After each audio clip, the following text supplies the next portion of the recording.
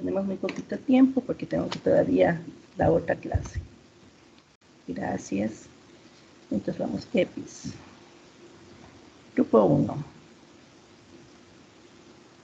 Listo, vamos, generalidades. Profe, no sé si me escucha. ¿Sí? Gabriel, Ya, sigue. listo, profe. Profe, nosotros tuvimos que hacer las definiciones y las características, entonces definimos al paradigma como que es la ejemplificación o modelo utilizado de forma científica para explicar el desarrollo del mismo, ya que pues el paradigma prácticamente se basa en eso, ¿no? O sea, es como que tratar de interpretar algo científico y tratar de explicarlo de una manera como que más fácil, por así decirlo. Más sistemática. Más sistemática, exacto, exacto. Entonces, las características que pusimos, que entre los del grupo decidimos poner 4 características que nos parecieron más importantes, que es un enfoque sistemático, controlado y disciplinado, comprueba teorías objetivas al relacionar y experimentar con diversas variables, pues una cierta manera de concebir e interpretar la realidad mediante esquemas, y el razonamiento deductivo parte de axiomas, teorías y principios generales y los traslada a situaciones individuales específicas. Ok, muchas gracias. ¿Quién fue el autor del paradigma? De paradigmas. De paradigmas, ¿no? En singular. El autor del paradigma. Ay, profe, ahí sí me cogió en bajada, como se dice. Se me Bueno, fue el les nombre, cuento se me fue el que nombre actualmente. el origen de paradigmas, ya gracias chicos, muchas gracias. Mientras No es, tanto, profe, no es Thomas, Thomas Kuhn, algo así era, Thomas, es no me un acuerdo Thomas. del apellido. Thomas Kuhn Es, en 1962 con su libro de las revoluciones científicas, en donde se plantea la apertura de la ciencia, gracias del otro grupo sigue compartiendo, plantea estos supuestos, ¿no? Y alrededor de ello en su libro de revoluciones científicas, pero los filósofos griegos ya lo utilizaban como un término equivalente a modelo, a ejemplo. Listo, muchas gracias. Vamos con el siguiente grupo, por favor. Rapidito, grupo número 2, que tenían los criterios respectivos, muy bien.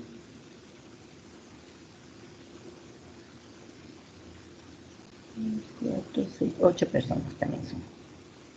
Ya, buenos días, profe, compañeros. Pásale, porfis, Anaí. Somos del grupo 2 y a nosotros nos tocó hablar sobre las bases filosóficas de los Bases paradigmas filosóficas y eran dos. y de los representantes. Ya, perfecto, listo. Ya, en la parte del paradigma cuantitativo, encontramos que se basa en el positivismo lógico, en el neopositivismo, en el pospositivismo. En el cualitativo encontramos que está compuesto por el interpretativo, naturalismo, constructivismo y la fenomenología.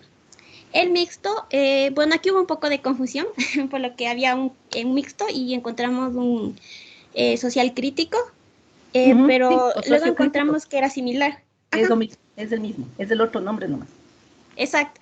Entonces, ahí encontramos simplemente la escuela de Frankfurt y el neomarxismo.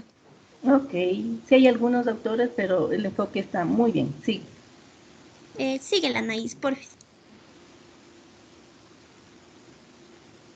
Listo. Ahora, en los representantes, el cuantitativo encontramos a Augusto Comte, Emilio Comte, Emilio Durkheim, Francisco Bacon, John Locke y Manuel Kant. En el cualitativo encontramos Max Weber, Lev Vygotsky, ese es, ya lo estudiamos a él. Sí, Omar Lewis y Edmund Husserl. Edmund Husserl, ya. Vamos con el mixto. Con el mixto. Teodoro Adorno, Max Horkheimer, Husserl Habermas, Robert Mausker y Michael Apple. Y Michael Apple, ya, ok, listo. Muy bien, muy bien. Vamos con el siguiente grupo, ¿no? Esas son las bases filosóficas y sus principales representantes. Grupo número 3.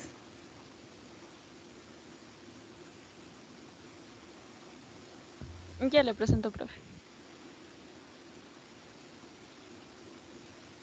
Mientras tanto, los grupos que ya pasaron, le va subiendo su material en donde le dije presentación de paradigmas de investigación, por favor. Todos le suben, ¿no? Disculpe, profe, una pregunta. ¿Subimos en PDF o en diapositiva mismo, en PowerPoint? En lo que la capacidad les dé, no hay problema. No hay problema. Ok, profe, gracias. Ya, a ustedes, chicos. Ya, ¿qué pasó? El grupo 3, ¿qué criterios? Ok. Profe, una preguntita. ¿Tenemos que poner los nombres de los grupos en el chat o ya no? Ya no, hoy no, porque están poniéndole en la diapositiva. Ya, gracias, profe. Ya, profe, ahí puede visualizar. ¿Sí? Ya, listo. Nosotros somos del grupo 3 y vamos a hablar sobre el contexto histórico y los tipos de problemas. El enfoque cuantitativo, se origina en la obra de Auguste Comte en 1798 hasta 1857 y comienza a polarizarse a mediados del siglo XX. El enfoque cualitativo realmente se inicia como un proceso investigativo y empieza a mitad del siglo XIX y sobre todo en el comienzo del siglo XX. Tiene sus primeros cimientos con Immanuel Kant en el siglo XVIII. Y el mixto surgió con Sam Siever en 1973 y surgió como combinar estudios en caso cualitativos con encuestas para afrontar problemas complejos de investigación. Muy bien. Dentro de los tipos de problemas para el enfoque cuantitativo, tiene un problema de aprendizaje, un diseño de aplicación de tratamientos correctivos. Se debe expresar relación entre dos o más conceptos o variables. Debe estar formulado claramente y sin ambigüedad como pregunta. Este tipo de problema debe estar formulado como pregunta claramente y como lo mencioné, sin ambigüedad. El cualitativo, uno de sus problemas máximos que está relacionado con esta investigación es el mito, de que se lo pone como que si fuera fácil y que solo implica algo de observación. Acompaña con algunas notas de campo de asunto o acontecimiento determinado. Y en el mixto, requiere de un planteamiento del problema contundente y del uso e integración de los dos enfoques anteriores, cuantitativo y cualitativo, lo cual en la experiencia pertinente puede resultar difícil y confuso, ya que es la unión de estos dos enfoques anteriores. Ok, gracias. Bueno, básicamente, si lo podemos resumir, mientras los tipos de problema en el cuantitativo son problemas teóricos, en el cualitativo se asocian a cuestiones de emocionales y al mixto las vivencias. Con eso estaba más que suyo, ¿ya? Entonces, 8, grupo 4. Sí, buenos días, profe. Somos del grupo 4 y tenemos lo que es la relación sujeto-objeto. Sí, en el cuantitativo, en el paradigma cuantitativo, la relación es de independencia, donde el sujeto se despoja de su corporeidad, pues trata de estudiar al objeto desde afuera. ¿Sí? En el paradigma cualitativo, la relación es de interdependencia, donde el objeto es un objeto que habla, es decir, que la relación entre el sujeto y el objeto es a partir de una unión, ¿sí? Ambos se complementan. Y en el mixto, pues, la relación es influida por el compromiso, donde el investigador es un sujeto más dentro de la investigación. Okay. Y por otro lado tenemos la realidad que investiga, donde la realidad del paradigma cuantitativo es natural y social, pero estudiada de forma objetiva, a partir de estadísticas. La realidad en el paradigma cualitativo es la misma, natural y social, pero estudiada de forma subjetiva, a partir de unidades categóricas. Para el paradigma mixto, la visión de la realidad es completa y enfocada en los datos.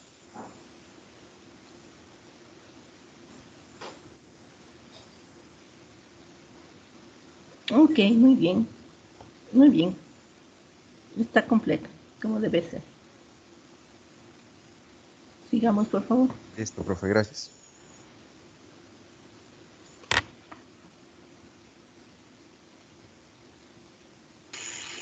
Buenos días, profe. ¿Sí se me escucha? Sí. Ya. A ver. Nosotros hicimos sobre los métodos de investigación, en el cual los dos, cuantitativo y cualitativo, utilizan el método científico. Pero la diferencia entre estos dos es que el cuantitativo lo sigue rigurosamente de una forma sistemática. Y el cualitativo es un poco más abierto. De los dos, el método cuantitativo es deductivo, el que significa que va de conclusiones particulares de casos generales, y el método inductivo va a conclusiones generales a partir de casos particulares. Y el mixto es aquel que está combinado según lo necesite. Y también vimos los instrumentos de recolección de datos, que para el cuantitativo son la literatura básica, de leyes y teorías. Esto debe ser matemática, física, biología, todas las ramas que son exactas, y basados también en experimentos en datos numéricos y estadísticos. En el cualitativo es más recursos audiovisuales y dinámicos, como entrevistas, discursos, imágenes, documentos, y también como objetos de la vida social y la base de literatura según lo que se necesite. Y el mixto es la literatura básica y la investigación previa, también las fuentes de investigación de los paradigmas cuantitativo y cualitativo, ya que es una combinación de los dos. Ok. Así es. Así es, solamente que en el cuantitativo los instrumentos que nosotros vamos a utilizar serían los instrumentos documentales y mecánicos como instrumentos, o sea, los datos de estos instrumentos, ¿no? Ok, gracias. Vamos con el grupo número 6, perdón.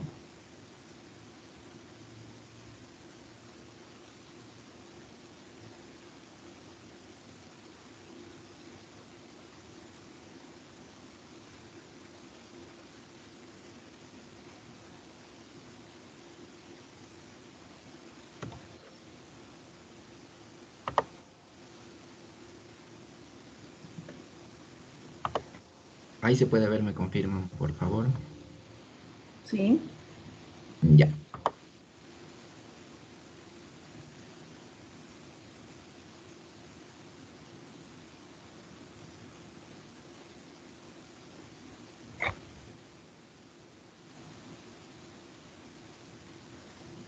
Ya, veremos los métodos de análisis de datos, que en este caso en el cuantitativo tenemos que utilizar análisis de datos confiando en la medición numérica, o sea, en el conteo. En el cualitativo, en este caso, pues utiliza métodos sin medición numérica, y en el mixto, pues utiliza parámetros técnicos y parámetros para su análisis, o sea, combina los dos, ¿no? Combina cuantitativo y cualitativo. Okay. Tipos de diseño. Tenemos el diseño cuantitativo, tenemos que se basa pues, en estadísticas, recopilación, información predecible, por ejemplo, pues las encuestas, ¿no? Es un diseño. Un diseño cualitativo, tenemos que en relación entre los datos recopilados y la observación sobre la base de cálculos matemáticos, y mixto tenemos que la combinación de las dos perspectivas, ¿no? Experimental y no experimental y bibliográfico. Ok, en esta parte de los diseños hay que deformarle. En los diseños nosotros tenemos en el cuantitativo lo que serían experimentales, no experimentales. En el diseño cualitativo tendremos la teoría fundamentada, fenomenología, narrativos, etnográficos, de investigación-acción, y en el mixto diseños concurrentes, secuenciales, de conversión y de integración. Hay que corregir ese diapositiva con los tipos de diseño, ¿no? Gracias. Y vamos finalmente con el grupo número 7, los valores y otras denominaciones.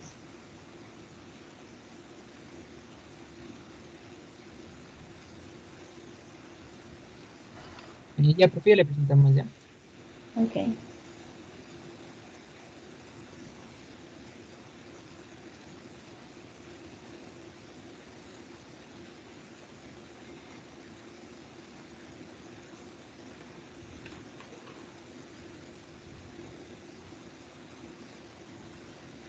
Profe, ¿me puede confirmar si ya se ve mi pantalla? Sí. Bueno, nosotros vamos a hablar sobre el rol de los valores. En el método cuantitativo es independiente de los valores, ya que se está fundamentado en el método científico. Esto quiere decir que los valores que pueda tener el investigador no van a estar inmersos dentro del análisis de los datos, ¿sí? En el cualitativo sí toma en cuenta los valores, ya que influye la perspectiva del investigador en el análisis de datos. En el sociocrítico vamos a encontrar una marcada existencia de los valores, ya que el sujeto va a buscar un cambio o sea, va a ser generador de cambio. Entonces, para eso tiene que tener unos valores marcados. Y bueno, también realiza una crítica a la ideología, porque él, como dijimos anteriormente, él busca ser un sujeto de cambio y él está dispuesto a entrar en ese cambio. En las otras denominaciones, nosotros dijimos que en las bases filosóficas el cuantitativo era positivista, racionalista, empírico-analítico y utiliza el método deductivo. Entonces, lleva todas esas denominaciones.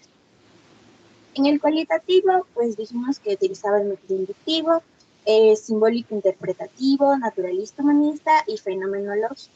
Entonces utiliza también todas esas denominaciones y el paradigma, pues el último mixto sería sociocrítico. Ya, en este último, a más de sociocrítico, le van a poner emancipador y dialéctico. Son los otros nombres, ¿de acuerdo? Muchas gracias, chicos. Muchas gracias. Espero que con esto ya hayamos consolidado de mejor manera estos paradigmas, estas formas de hacer investigación que, como les decía anteriormente, tienden a darnos esos lineamientos, ¿no? Aquí, en donde está la presentación, algunas personas ya lo hicieron. Muy bien, chévere. Algunas personas ya lo hicieron. Sigan subiendo. Y permítame entonces ahora presentar mi tarea, porque yo también tengo, este cuadro comparativo es el producto de lo que usted habló ahorita. Pero quiero referirme a esto. Voy a dar la síntesis de lo que son los paradigmas de investigación para si queda alguna duda, y este es material que usted va a ir utilizándole, que le va a ir tomando nota para su OneNote, ¿no? Entonces, de los paradigmas de investigación, ya hemos visto que a lo largo de la historia, de la vida, de la existencia misma del ser humano, se han venido dando distintas corrientes de pensamiento. Estas corrientes de pensamiento han marcado, entonces, planteamiento alrededor de lo que es la vida, la creación, la realidad, la forma de llegar al conocimiento. Y hemos encontrado, por citar algunas, ustedes tienen un listado muy grande de las escuelas filosóficas. Hablamos del empirismo, racionalismo, idealismo, el materialismo dialéctico, el materialismo histórico-cultural, el nihilismo, el liberalismo, el positivismo, fenomenología, estructuralismo. Bueno, la lista es larga. Sobre todo en este planteamiento que ya en la parte de investigación, sobre todo va a darse desde Augusto Comte. Ese es el punto que se inicia ya para dar un sentido más filosófico a la investigación. Entonces, a partir de ello, sobre todo con el positivismo, como les decía, van a surgir marcos interpretativos, o se definen marcos interpretativos. ¿Qué son marcos interpretativos? Formas de entender, de interpretar la realidad en el aspecto investigación. Recuerden, ya nos estamos concentrando en la investigación. Ya lo noxiológico, lo del conocimiento, aporta, ayuda, pero ya en la parte investigativa se van a desarrollar a partir de dos corrientes. El positivismo por un lado y la etnografía, constructivismo o fenomenología por el otro, dando por lo tanto dos enfoques o paradigmas muy marcados y como alguien de ustedes dijo, muy polarizados. El cuantitativo, que deviene del positivismo, y el cualitativo, que deviene de la etnografía, constructivismo y fenomenología, para darnos paso luego hacia finales del siglo XX a un paradigma mixto. Así como se acuerda, había entre el empirismo y racionalismo que eran muy marcados, va a surgir el idealismo como para mediar. El mixto tiene ese mismo propósito, mediar las controversias, los planteamientos muy polarizados que tenían estos dos paradigmas. ¿Qué es un enfoque o paradigma? Son sinónimos. Bueno, lo primero que fue utilizado, como les decía, por los griegos como ejemplo, muestra, patrón, es el conjunto de elementos teóricos que nos van a dirigir la labor investigativa. Por favor, confírmeme si me está escuchando. Sí, Ya, porque sí, me profe. sale como que está baja mi señal y tengo preocupación. Gracias. De ahí, como le decía su compañero, en las características generales, Thomas Kuhn es quien hace el planteamiento del término en sí, paradigma, y va a definirlo como un esquema básico, o sea, una serie de elementos que nos permiten interpretar la realidad, y recordemos que tal vez eso no se lo trató, no estaba dentro de los criterios, pero los tipos de realidad son 3. La realidad objetiva, subjetiva y la intersubjetiva. Entonces, es este esquema, esta serie de lineamientos que nos permiten interpretar e investigar la realidad, y de esa manera, como también les indicaba, debe ser adoptado estos lineamientos por una comunidad científica, a efectos de dirigir nuestra labor investigativa. Y es así que a finales del siglo XX nos encontramos ya con 3 tipos de paradigmas, porque inicialmente habíamos referido de que había primero un paradigma cuantitativo que se sostenía en las mediciones, en datos, en cuantificaciones, y un cualitativo. Ahora, en sí, si vamos a tratar sobre el método científico, que es el que rige al cuantitativo sobre todo, surgió con Galileo Galilei, y podemos hablar de muchos otros autores en la época moderna y donde se da la revolución científica, y que ya vamos a ver en la siguiente unidad. Entonces, esto como que ya existía, y por eso todas las invenciones, todos los descubrimientos, todos los aportes en ciencia, pero ¿desde cuándo comienza en sí a darse esta interpretación de paradigma? Es desde cuando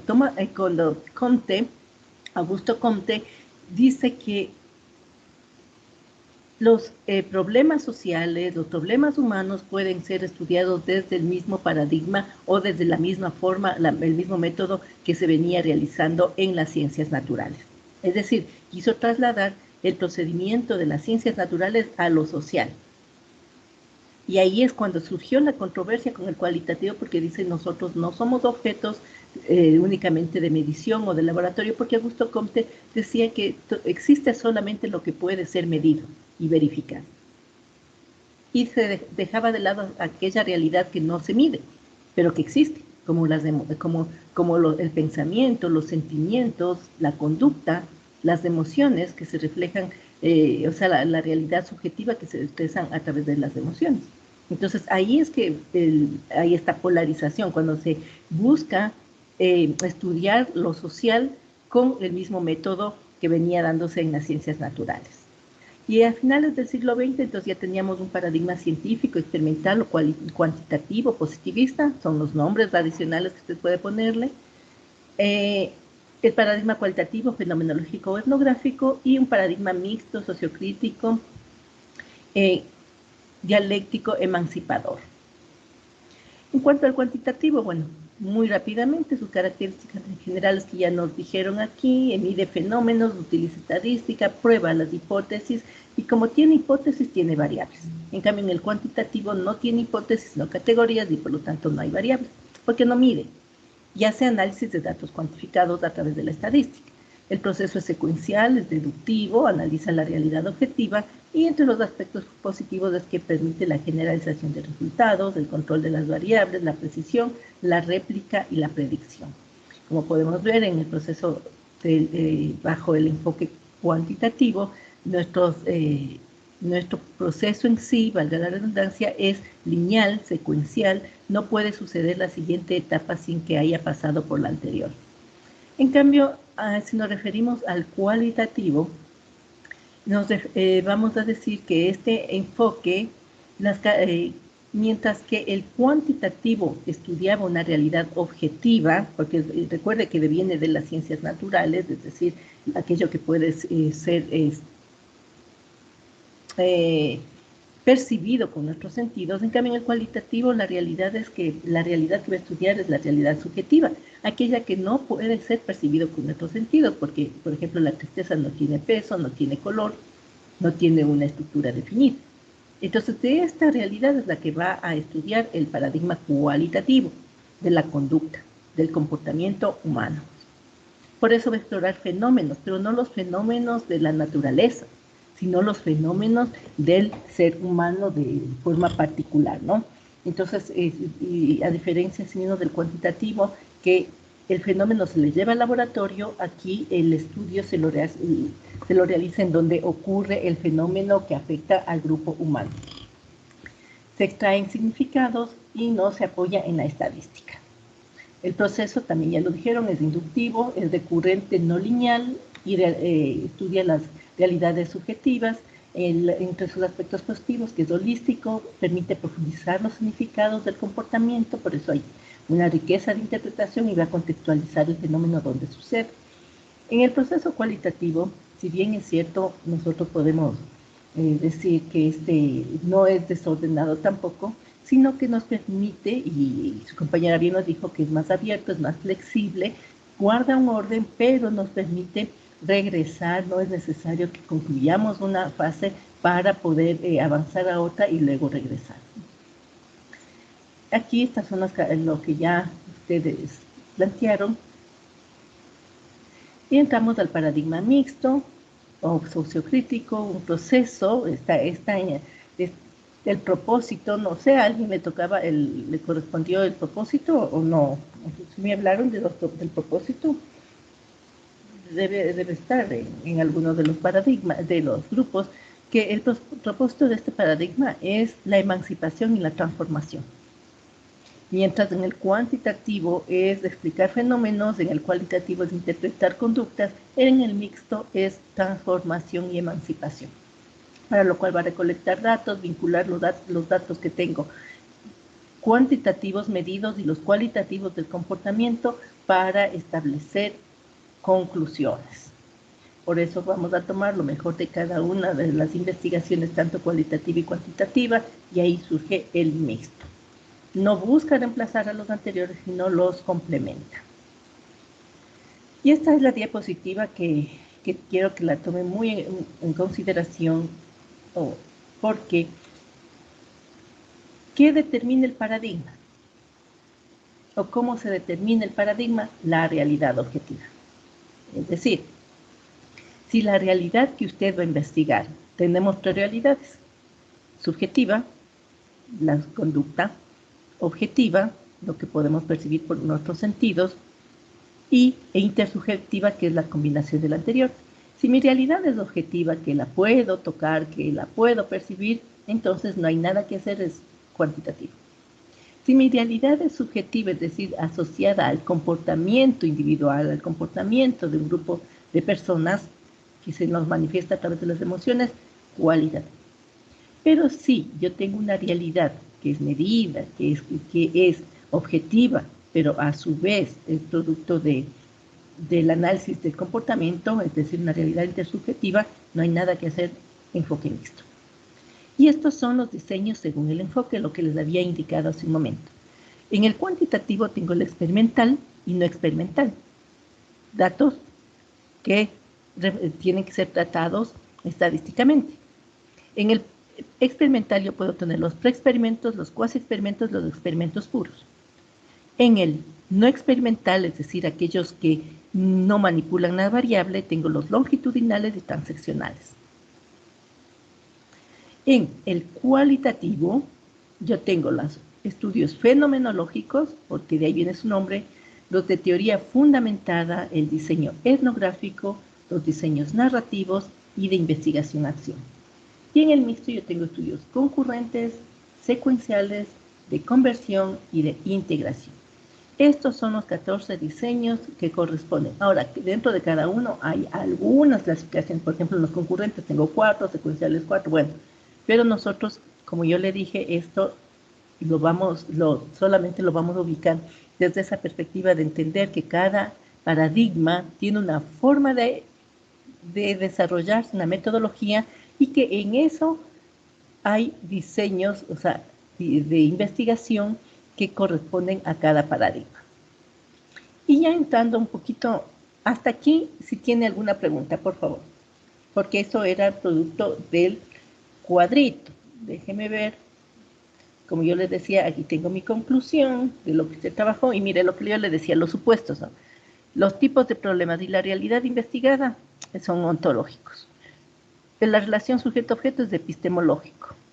Lo metodológico, el proceso, el método, el diseño, las herramientas. Axiológico, los valores, y teleológico, el propósito. Ok, entonces ya con eso voy a hacer así, usted ya. Esto más lo presento es para que usted vea la razón o la distancia que había entre lo que usted planteó con lo que debía haber planteado y ahí estaría la calificación. Pero he tomado en cuenta mucho su participación y el cumplimiento del tiempo. En el cuantitativo-cualitativo mixto, ya sabe que estoy en ese orden, entonces el fundamento filosófico, positivismo lógico, empirismo y se da en las ciencias naturales.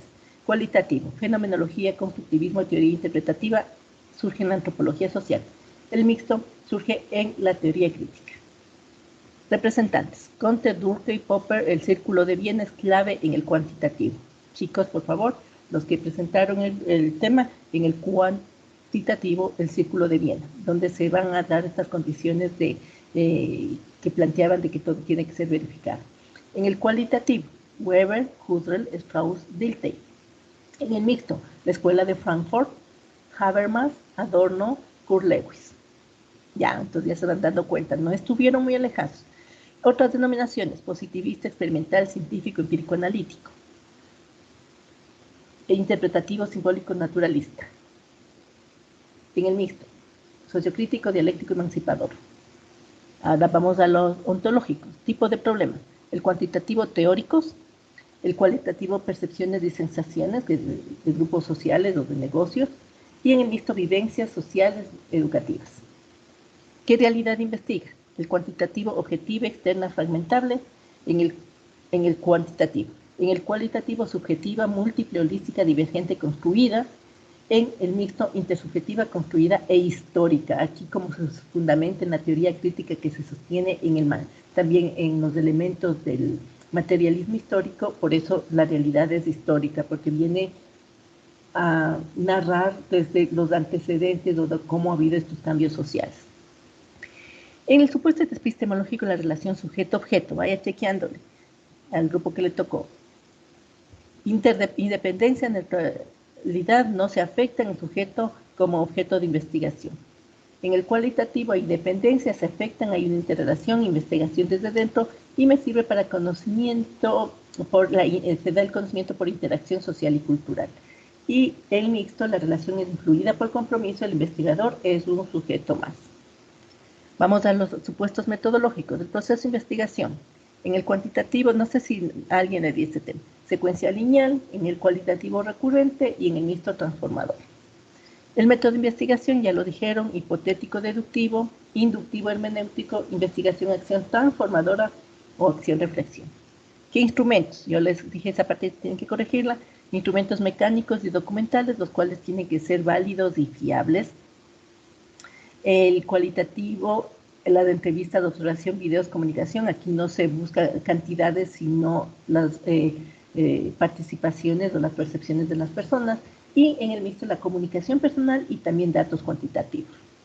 ¿Qué diseños de investigación? Ya les dije, ¿no? Experimentales, no experimentales, dentro de lo uno, fenomenológicos, hasta teoría fundamentada, de conversión, integración, secuenciales y de concurrentes, me falta aquí. Análisis de datos, mediante métodos matemáticos, probabilísticos y estadísticos. El cualitativo, inducción analítica mediante la triangulación, se interpretan los significados, y el mixto, participación del grupo en el análisis. ¿Y cuál es el papel de los valores? En el cuantitativo hay libertad en los valores, son neutros.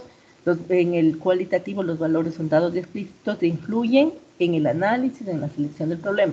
Mientras que en el mixto los valores son dados, compartidos, crítica a ideologías. El propósito, explicar, predecir, controlar los fenómenos. El cualitativo, comprender e interpretar los significados de las personas y del contexto. Y en el mixto, identificar potencial cambio y la emancipación de los sujetos. ¿Alguna pregunta hasta aquí, chicos?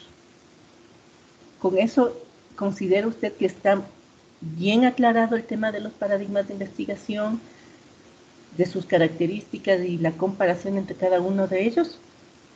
¿Hay algo que quiera ser corregido, reformulado? Kevin Rosero. No, profe. Yo con lo que ya nos corrigió nuestro grupo y ya le modificamos. Gracias. Perfecto. Como pudieron ver, no hay mucha distancia, ¿no es cierto?, entre lo que ustedes plantearon con lo que sería la síntesis, ¿verdad? Entonces, estén tranquilos en ese sentido, lo trabajaron muy, muy, muy bien. Jean-Pierre, ¿alguna pregunta? No, ninguna pregunta, todo claro. Súper claro.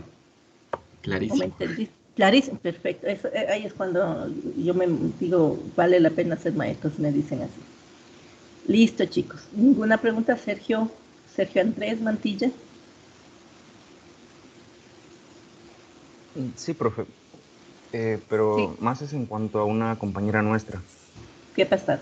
Lo que pasa es que hace rato nos reunimos y ella estaba trabajando, pero ahora ella no tiene WhatsApp y le envié el documento que tocaba subir al aula por Teams, pero no lo ha leído todavía. Quizás, no sé, le pasó alguna calamidad porque tampoco está conectada a la reunión ahora. Entonces, no sé, para saber qué pasaría con su nota. Oh, entonces ella no subió el trabajo. Bueno, ella tendrá que justificar porque no está en la clase. Esperemos que no sea Okay. que sea nada malo, ¿no? Queda pendiente nomás. Ya subieron todos los trabajos, ¿no?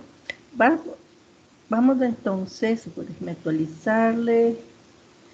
¿De quién me estás hablando? Porque Tabango no presenta, Kevin Rosero no presenta, Tamayo no presenta, Quesada no presenta, Sánchez no presenta, Castro no presenta, De Sarango Gavilanes. le estoy hablando, profe.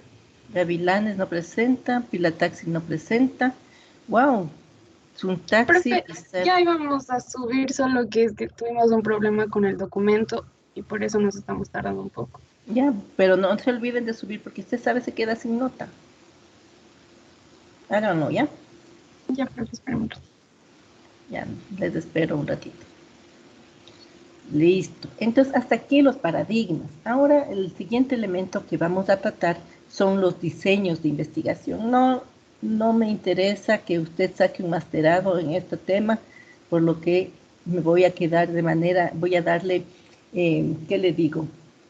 Ideas claves, y ya más adelante, cuando ustedes estén noveno, ya le interese titularse y escoger por qué diseño irse, ahí va a ver que va a tener otro significado. Ahorita es información nada más.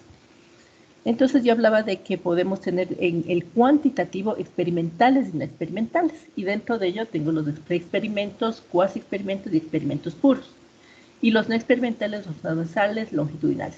Ojo a esto, por favor. ¿Qué diferencia entre estos tres?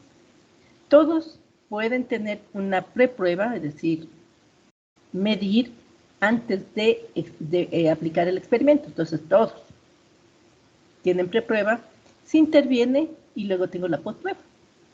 Hasta ahí están igualitos. Pero ¿en qué se diferencia? Se diferencian los preexperimentos, o la característica básica de los preexperimentos es que no tienen grupo control. Y usted sabe que lo que le va a dar validez a un trabajo, a una investigación, a un proceso investigativo, es el grupo control. Es decir, un grupo al que se le aplique el tratamiento y un grupo al que no se le aplique el tratamiento para establecer comparaciones. Entonces, aquí no puedo hacer comparaciones porque el experimento solamente tiene un grupo, que es el grupo en el que se interviene. Los cuasi experimentos, ellos hacen preprueba, intervención, postprueba. ¿Qué diferencia, en cambio, de que ellos sí tienen grupo control, pero que los grupos no están constituidos de manera aleatoria, que es otro elemento para validación interna de los experimentos? Algo que sí cumplen los experimentos puros. Es decir, los experimentos puros tienen grupo control y los cuales se forman de manera aleatoria. ¿Sí? Entonces, espero haber sido clara en esto. Y los no experimentales, los experimentales son aquellos que vamos a ver cómo influye una variable, la independiente, sobre la dependiente, es decir, cómo influye X sobre Y. Si yo le pongo 0,5 de un solvente a una especie, ¿es la intervención y yo le mido cuántos obtuve de ese principio, ¿no es cierto? Pero si es que yo le pongo 0,6, ¿qué pasará? Si es que yo le mido en un día, en 2 días, en 3 días, ¿cuál es el efecto? Entonces se manipulan las variables. Esa es la diferencia en los experimentales, mientras que los no experimentales no hay manipulación de variables, sino observación. ¿Cómo interviene aquí el investigador? En los experimentales, él va a intervenir manipulando las variables, y en los no experimentales, él va a observar cómo están estas variables. Por eso tenemos estudios transversales y longitudinales. No se preocupen, no voy a leer todo esto, solamente indicándole que en el experimental se manipula para las variables para ver el efecto que provoca en el experimento.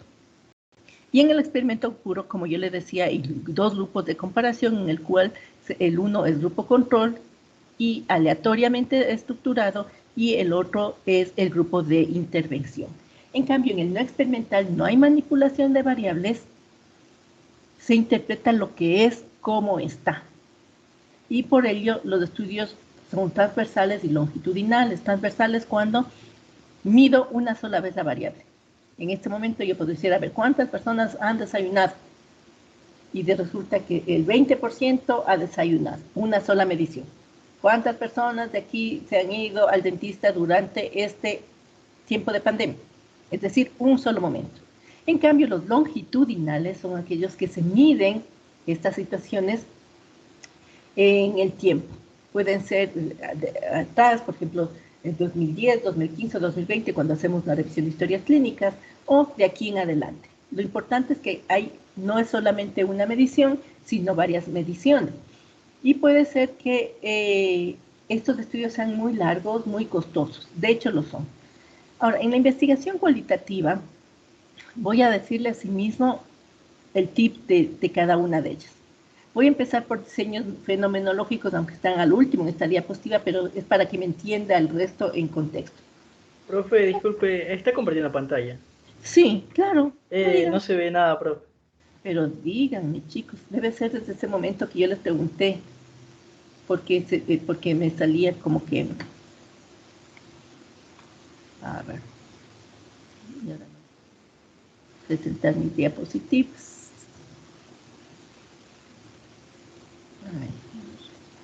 Esta cuestión a veces que...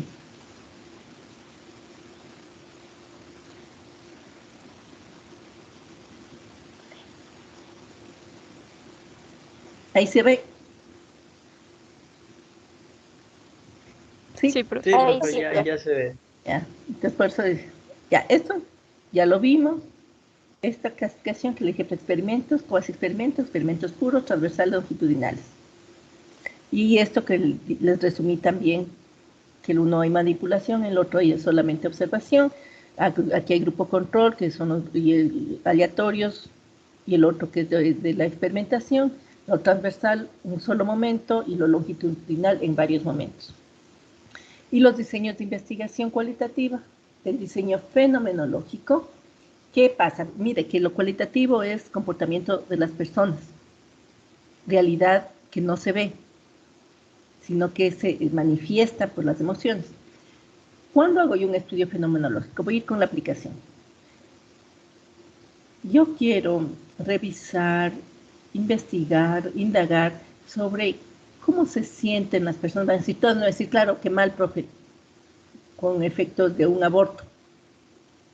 Es obvio que se sienten mal, pues no, o sea, no es que nadie se siente bien con una situación que le ha pasado con su cuerpo. Pero es necesario y queremos indagar cuál es su comportamiento, cómo reacciona frente a las personas, su percepción de vida, si ha cambiado, etc. Entonces, ¿a qué voy con esto? Que los diseños fenomenológicos voy a utilizar cuando yo busco entender cómo un fenómeno afecta a un grupo social. Un fenómeno del aborto. Un fenómeno como la situación de la pandemia ha afectado en nuestro, no digo en nuestro comportamiento, sino que puede ser inclusive en nuestras prácticas diarias. Por ejemplo, antes íbamos todos a hacer compras de un determinado sector y ahora se lo hace más bien. En una época hubo que solamente eran las tiendas del bar. ¿no es cierto? Entonces, un fenómeno y cómo la gente responde. De ahí me voy a la teoría fundamentada. La teoría fundamentada, ¿a qué se refiere? Es un estudio sistemático, emergente, constructivista, porque lo que busca es que cuando la ciencia no explica aún sobre una situación, hemos de recurrir ¿a qué? A la experiencia, a los saberes ancestrales, a esas teorías que están fundamentadas en la experiencia. Entonces, es como que dar una respuesta porque la ciencia aún no lo ha dado. ¿Sí? Y nos vamos a basar en la parte de la práctica social. Los diseños etnográficos pueden decir que son solamente, nos referimos a la etnografía, es decir, grupos étnicos, y no es así. Son estudios de las estructuras sociales de grupos que están caracterizados por algo que los identifica. Sí, yo puedo estudiar la justicia indígena en el sector de Cotopaxi o de Chimborazo. Yo puedo estudiar cómo es la estructura, la organización del trabajo en grupo de los áchilas, grupos sociales, etnográficamente, pero yo también puedo analizar cuál es la estructura del grupo de los urbanos, como las pandillas, cuál es la estructura, cuál es la percepción de la vida, de todo lo que está a nuestro alrededor, de grupos religiosos como de los testigos de Jehová, los mormones, ¿sí? Entonces, algo que los identifica y que los amalgama. Los diseños narrativos que pueden ser de tópicos, biográficos o autobiográficos, le voy a poner un ejemplo para que me entienda, muy sencillito. La investigación que hacen los periodistas, para lo cual acuden a distintas narraciones de personas que vieron un evento, que saben de alguien, que tengo yo que recabar esa información por medio de la palabra para yo construir una historia. Y finalmente los estudios de investigación-acción. Estos estudios de investigación-acción, ¿qué caracterizan? Se investiga para hacer el diagnóstico de cómo está una situación y luego se acciona para mejorar esa situación. Es decir, se interviene y luego se regresa para volver a medir, ahí sí ya fue un lapsus, para verificar el impacto que ha tenido esta intervención. Por ejemplo, en lo que hablamos, la primera parte es definición de cómo están afectados emocionalmente las personas que han pasado por un aborto. Era fenomenológico. Ahí puede estar hablando de la investigación. Y la acción es impartir cursos, buscar asesorías externas y luego regresar a ver cómo las personas cambiaron su perspectiva de vida. Espero haberme hecho entender. Y finalmente, estos últimos, los métodos mixtos, son los métodos, ¿qué les digo? No se los he estudiado, son menos comunes porque son costosos. Yo tengo los diseños concurrentes, secuenciales de conversión y de integración. ¿Por qué? Porque es costoso, porque van a hacer estudios cuantitativos y cualitativos, a partir de lo cual se generan las inferencias cuantitativas y las inferencias cualitativas, luego se las integra y tengo las metainferencias. Entonces voy a recoger datos cuantitativos, cualitativos, y luego establezco las conclusiones de cada uno y las uno. Por ejemplo, este del diseño concurrente. Este tipo de diseños tienen 4 fases. Ojo, por favor, tomen nota de eso. Todos los diseños mixtos tienen las fases: fase conceptual, la empírica metodológica, la empírica analítica y la inferencial. Todos tienen estas fases. ¿Qué pasa con los diseños concurrentes? Son estudios en los que el levantamiento de la información, la recolección de datos, tanto bibliográficos, como nos decía su compañera, cuanto los datos de cada aplicación a los sujetos de investigación, suceden en el mismo momento, de forma independiente, pero en el mismo momento. Es decir, a la misma vez la fase conceptual del cuantitativo y del cual, bibliografía. La metodología, la aplicación del método en el uno y el otro. O sea, se van a conectar solamente en el momento de acá abajo. De aquí tengo yo las inferencias de lo cuantitativo, inferencias o conclusiones de lo cualitativo, y llego a las metainferencias. Los secuenciales. En los secuenciales es esto mismo, pero se da la primera fase, sea cuantitativa y cualitativa, luego se da la siguiente, o sea, se espera que se acabe la una y se empieza con la siguiente. Y se unen a sí mismo de la fase inferencial del uno y de la fase inferencial del otro para hacer las metainferencias. Vamos a los estudios de integración. Estos estudios de integración, recuerda, a ver, si hacemos la comparación en el secuencial, primero el uno, luego el otro, y metainferencias. En el concurrente, a la par, pero independientes. Y aquí ve estas flechitas en la integración. Quiere decir que en cada fase, que hablábamos nosotros hace un momento, las 4 fases, va integrando los datos. No espera al final, sino que la fase conceptual del primer método le entrega a la fase conceptual del otro y este a su vez les devuelve. Es decir, van integrando y no están esperando las meta-inferencias solamente al finalizar. Y por ahí tengo yo los estudios de conversión. Estos estudios de conversión, ¿en qué tratan? Es cuando voy a convertir los datos cuantitativos en cualitativos. Recojo datos. Puede ser que empiece con lo cualitativo. Ok, yo hago un debate. Lo que pasó hace algunos años atrás en Estados Unidos. Hicieron un debate, Hillary Clinton y Donald Trump. Ellos presentaron un debate cualitativo. ¿No es cierto? No estoy midiendo nada, sino la facilidad de sus expresiones, etc. Pero convertir, quiere decir, todo ese lenguaje que utilizaron lo convirtieron en cuantitativo. ¿Cómo? Pusieron parámetros. ¿Cuántas veces hablaron de sí mismos? ¿Cuántas veces hablaron de su oponente? ¿Y cuántas veces hablaron de las necesidades del pueblo? Y eso ya permitió tener una perspectiva un poco más objetiva del discurso de datos de cada uno de ellos. Otro ejemplo de conversión. Cuando usted va a un restaurante y le dicen, déjenos su correo, y luego les llega a cualquier lugar, no siempre al restaurante, y les llega una encuesta. Y o le dice, si quiere una presa del KFC, llene la aplicación y luego traiga ese comprobante y le damos una presa. ¿Qué hacemos? ¿Qué es lo que va? Ahí le dice califique del 1 al 10 si usted recomendaría este lugar a otras personas. Y usted le dice sí, 10, cuantitativo.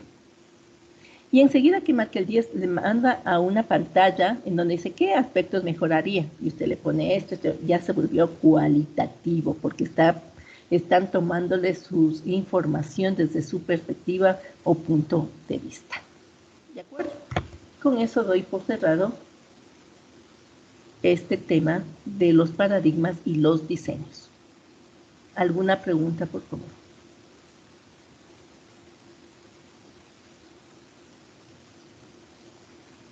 ¿Tenemos alguna pregunta? ¿Ninguna? Entonces, como les dije, esto es muy pequeñito.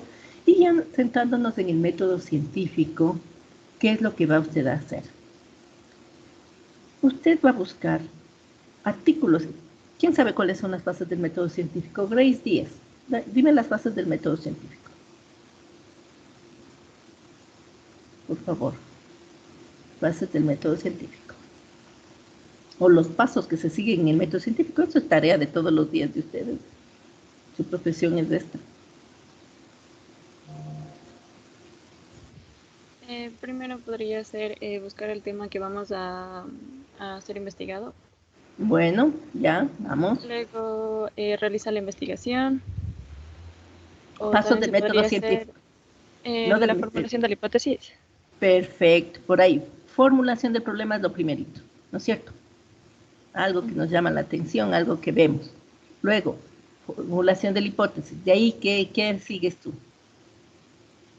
Podría ser la recopilación de los datos. Recopilas datos. ¿Para qué recopilas datos? Para realizar el análisis de los mismos y así que vas a hacer el análisis de estos datos. Y finalmente, las conclusiones. ¿Qué sucede finalmente?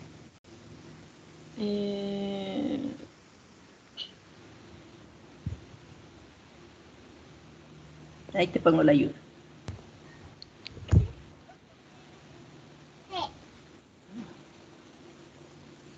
¿Sí? Sí, conclusiones, sí, lo dije. Ya, ok. Entonces, planteamos el problema, planteamos una hipótesis, buscamos comprobar la hipótesis con esa recolección de datos y luego lo analizamos y establecemos las conclusiones. Ok, entonces, mire, aunque me estoy adelantando, aquí está un ejemplo, un artículo científico, determiné, este es mi artículo científico, el planteamiento del problema, la hipótesis, que nomás dice para comprobar la hipótesis, los resultados y a lo que llegué de como conclusión. Y aquí tengo otro ejemplo. Ok. Eso es lo que tenemos que hacer. Usted va a hacer en aprendizaje autónomo, va a buscar aquí, no, ya tenemos el informe de este, ya hicimos este, en Piensa, Compara y Comparte. Esta es una técnica de la Universidad de Ghent. ¿Qué quiere decir? Usted va a buscar un artículo científico en una revista científica que se aplique el método científico. Recuerde que el método científico es específico para las ciencias fácticas o ciencias de la naturales. Física, química, biología. Ok. Voy a esperar que se me abra. Y lo que vamos a hacer, usted sabe, yo le doy los formatos para que no se me vaya por las ramas, sino que directamente le diga, a ver, aquí yo sé lo que tengo que poner. Entonces vamos a hacer piensa, compara, comparte. El piensa es buscar un artículo científico individualmente y ubicar en el artículo científico, subrayar con distintos colores estas 4 etapas del método científico. El problema, la hipótesis, comprobación de hipótesis, las conclusiones. Y lo único que va a hacer es hacer control C, control V a este documento. Nombre del artículo, el título, donde encontró en el artículo el planteamiento del problema. A veces es necesario hacer un poquito de síntesis para que no se vea muy grande. ¿Cuál fue la hipótesis? Era unas 2 líneas. Aquí se va de ley a sintetizar cómo comprobar una hipótesis y a qué conclusiones de teoría llegó en ese artículo. Piensa. Ese es el piensa de manera individual. Luego ustedes en los trabajos grupales se van a reunir, no asincrónico, para hacer las otras 2 fases, porque es piensa individual, compara, voy a comparar con mi grupo. ¿Qué voy a comparar? Mi artículo científico para ver qué tal he hecho esta identificación. Entonces, esto lo vamos a hacer con este otro formato para completar la actividad que está acá.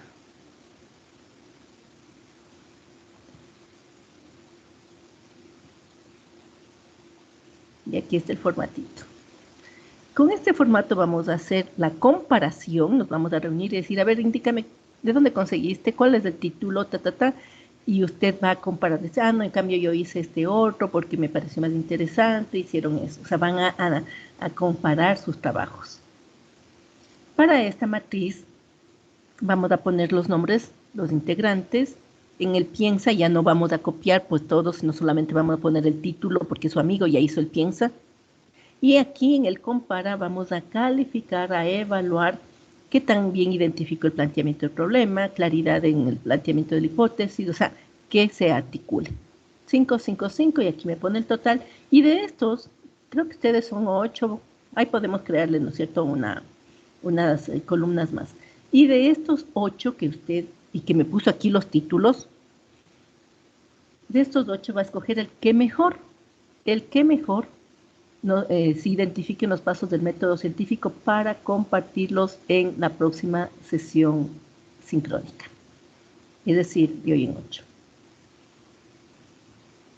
Piensa de manera individual usted y su artículo científico. Compara, nos reunimos para ver cómo hice este trabajo de piensa y para que me coevalúen y yo también coevaluar.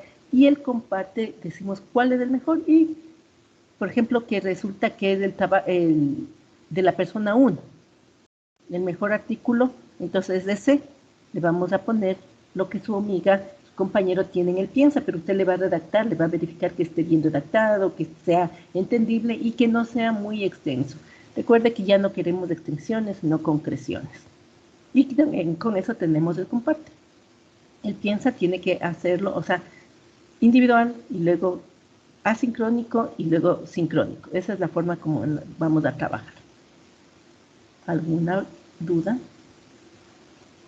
Me hice entender, por favor. Profe, en el compara nos dijo que también debemos poner en qué puede mejorar esa persona. No sé si lo entendí bien. En el compara, disculpa, no te escuché bien. Sí, nos mencionaba que también debemos poner en qué puede mejorar esa persona. ¿O solo va el número sobre 5? Solamente va el número. Ya el número ya me dice que algo hay que mejorar, ¿no es cierto? Y entre ustedes tienen que conversar qué es lo que le faltó para no completar el 5. ¿Sí? Ustedes van a hacer su evaluación. Jennifer Velasco, ¿alguna pregunta?